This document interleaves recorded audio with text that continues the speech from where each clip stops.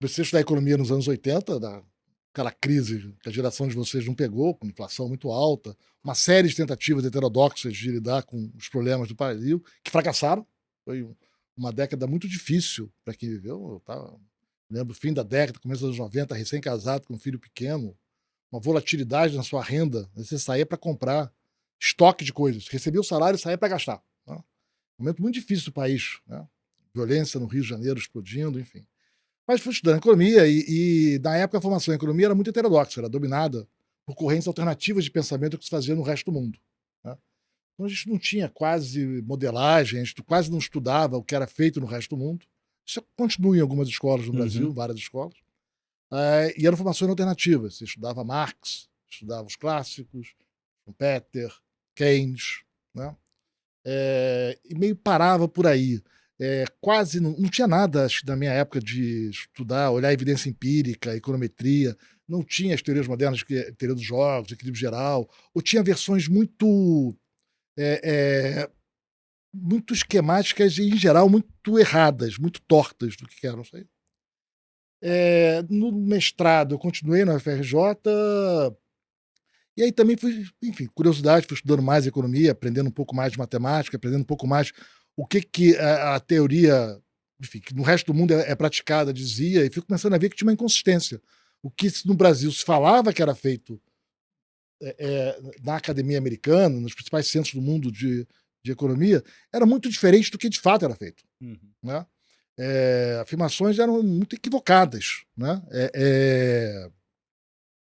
E em geral com uns espantalhos muito, enfim, muito superficiais. E aí acabei indo fazer doutorado na Pensilvânia. Né? Na época eu estudava muito economia matemática e finanças, né? Equilíbrio geral com mercados financeiros incompletos e teoria de finanças.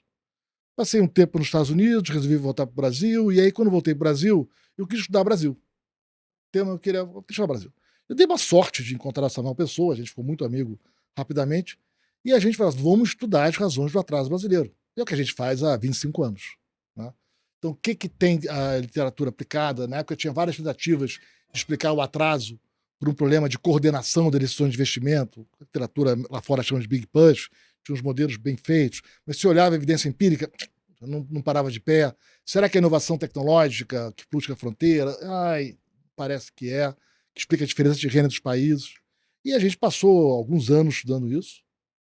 E, além disso, eu ficava muito surpreso também com o debate econômico no Brasil, que era um debate que ficava numa franja da economia, que era juros e câmbio, como se os problemas do país fossem juros e câmbio. E já tinha muita evidência empírica, com microdados já, desde o fim dos anos 80, mostrando que os problemas econômicos e sociais eram muito mais complexos do que isso. Né? Eram muito mais tinha questões de desigualdade de gênero, desigualdade de raça, trabalho infantil, produtividade, qualidade da educação. Esses temas já estavam, a importância das instituições, as regras para o mercado de crédito, as regras para o mercado de crédito, de capital, as regras de como o Estado intervém, tudo isso estava ausente do debate brasileiro. Era como se não existisse. Como é que você desenha um leilão? Era uma coisa já meio óbvia lá fora. Não é trivial desenhar um leilão, depende das circunstâncias tecnológicas do cara. E o Brasil vendendo alguns ativos do Estado como vendeu. E aí eu comecei a trabalhar nesses temas, né? Enfim, aí acabei escrevendo alguns textos, fui parar no governo, e o resto você já contou.